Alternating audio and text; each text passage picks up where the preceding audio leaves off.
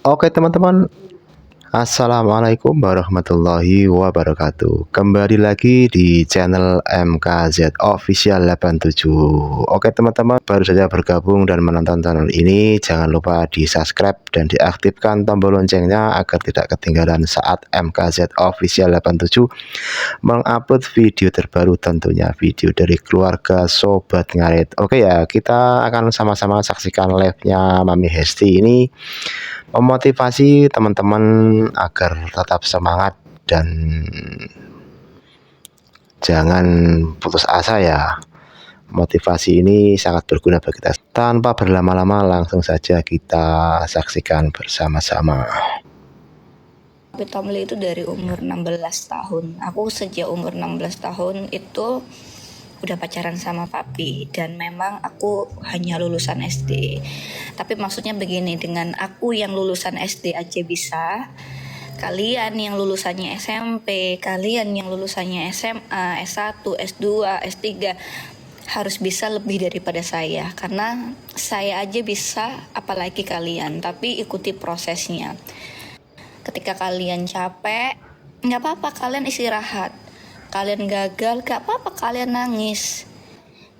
Terus kalian gagal, kalian berhenti sejenak, gak masalah. Yang penting kalian tidak berhenti untuk selamanya. Karena ketika kalian berhenti untuk selamanya, semuanya game over, kayak gitu. Karena sebuah kesuksesan itu perlu yang namanya perjuangan. Sesuatu yang besar itu berawal dari sesuatu yang kecil. Mungkin kalian taunya sekarang, tapi aku berjuang itu udah dari dulu. Tapi kembali lagi, setiap masa pasti ada manusianya, setiap manusia pasti ada masanya, dan setiap orang itu mempunyai perjalanannya masing-masing, kayak gitu. Tujuannya kita itu semuanya sama, cuman mungkin caranya berbeda-beda, kayak gitu. Ketika kita ingin sukses, udah pasti ujiannya banyak sekali. Ketika kamu melihat orang sukses yang ada di sana, kamu jangan tanya atau kamu jangan bertanya seperti ini, kamu kok bisa sukses? Nah, tapi kamu tanyalah, seberapa berat perjuanganmu, apa yang telah diambil dari dirimu ketika kamu ada di posisi ini. Karena pasti ada sesuatu atau banyak hal yang telah diambil ketika orang-orang itu sukses, dan berkumpullah kalian dengan orang-orang sukses. Karena ketika kalian berkumpul dengan orang-orang sukses, yang kalian bicarakan adalah tentang masa depan, bukan masa lalu lagi, kayak gitu. Jadi kalau bisa kalian berkumpul dengan orang-orang yang positive vibe, kayak gitu. Kok aku jadi motivator? Jujur teman-teman, aku itu sebenarnya dari dulu itu sering untuk menerima undangan kayak di kampus-kampus, jadi speaker kayak gitu. Jadi kayak di kampus-kampus itu menceritakan tentang prosesnya atau motivasi untuk walaupun aku memang lulusan SD, tapi aku tuh sering untuk diundang di kampus-kampus untuk memotivasi nih anak-anak muda atau milenial dan lain-lain, kayak gitu. Kadang aku bisa bercanda, kadang aku bisa ngomong serius, tergantung tempatnya. Kalian mau bercanda bisa, maksudnya aku bercanda bisa, aku diajak serius bisa, aku diajak sharing bisa, bahkan diajak susah pun bisa, dikarenakan memang aku dari keluarga tunawisma, dan aku berawal semuanya usaha ini bukan dari nol tapi dari minus. Dari minus nggak enak, utang banyak banget dulu tuh kan. Utang itu kan nggak bisa di bank, udah pasti nggak bisa di bank karena nggak punya rumah dan lain-lain. Utangnya pakai rentenir. Jadi kalau 100.000 udah pasti, dulu tuh kalau 100.000 jadinya 150.000. Jadi kalau kalian utangnya 200.000 nih, jadinya 300.000. Bener nggak? Kalian masih mengikuti itu nggak pada era zaman dulu? Aku nggak ngerti ya sampai sekarang masih ada atau nggak. Jadi ada bunganya itu 50.000 per 100.000-nya. Jadi kalau 100.000 jadinya 150.000. Kalau kalian utangnya 200.000, itu jadinya 300.000. Pokoknya per 100-nya itu nambah 50. Nah kalau kalian nggak bayar, kalian harus bayar yang 50-nya itu. Nah, itu nggak bisa hilang-hilang, sehingga pada zaman dulu itu utangnya ibu bapak itu banyak banget. Dan akhirnya aku menetap di Surabaya. Aku berpikir bahwa aku mempunyai potensi, tapi kedua orang tuaku luar pulau. Ibu aku di Manado, bapak aku di di Privat. Apa sih, di mana sih? Aku di Surabaya itu. Kalian bayangin, ditinggal orang tuaku dengan utang sebegitu banyaknya. Tapi aku sudah pacaran sama Mas Tom. Aku nggak di Papua. Bapakku di Papua, ya benar, bapakku di Papua.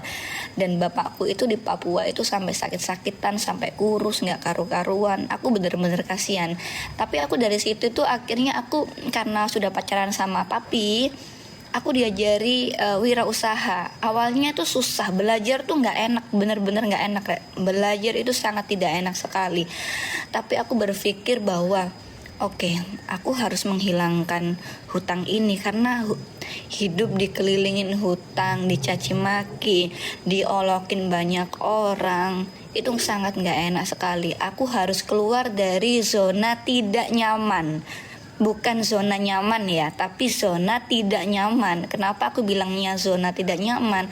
Karena dunianya tidak enak, dikarenakan banyak hutang. Dulu itu ada tempat yang dimana Amajais itu daerah Siola atau Penile. Di situ itu sudah digusur dulu. Aku tinggalnya di situ dulu. Ngamennya ada di Siola, ada di situ. Dan itu nggak enak sekali, dikejar-kejar utang. Dan alhamdulillah akhirnya ketemu sama Papi Tomli dan diajarin, walaupun itu memang nggak cepet ya. Dulu itu eranya itu adalah main FB, Facebook, sama BBM. Kak bantu lupa aku sampean. Broadcast. Nah, itu sampai BlackBerry kita tuh punya banyak karena ada maksimalnya kayak gitu. Kalian lihat di FB aja masih ada kok. Namanya dulu itu Delfashion ya, bukan Deliwafa. Dari Delfashion menjadi Handmade by menjadi Deliwafa. Kalau Papi Tomli, kalau kalian tahu di era-era Papi Tomli itu kan punya band. Papi Tomli itu death metal, namanya Razor Blade Terror, mempunyai beberapa album, bisa dicek di YouTube atau di Google. Namanya Papi Tomli itu yang punya Mortalium, benar. Papi Tomli yang punya Mortalium. Emang dulu orangnya emang famous kayak gitu. Papi Tomli, akhirnya aku pacaran sama Papi Tomli, dan Papi Tomli tuh nggak ngerti kalau aku lulusan SD.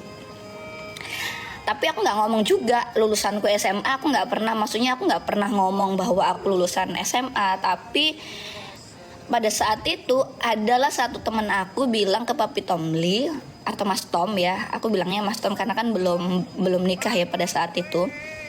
Ada temen aku bilang bahwa ngapain pacaran sama Delta, karena Delta itu yang pertama orang tuanya mabuk-mabukan, yang kedua Delta itu rumahnya itu ada di gubuk Pelampitan, dia nggak punya rumah. Ngapain kamu itu pacaran sama Delta? Kan harusnya kamu bisa pacaran sama yang lainnya, wong kamu lo famous.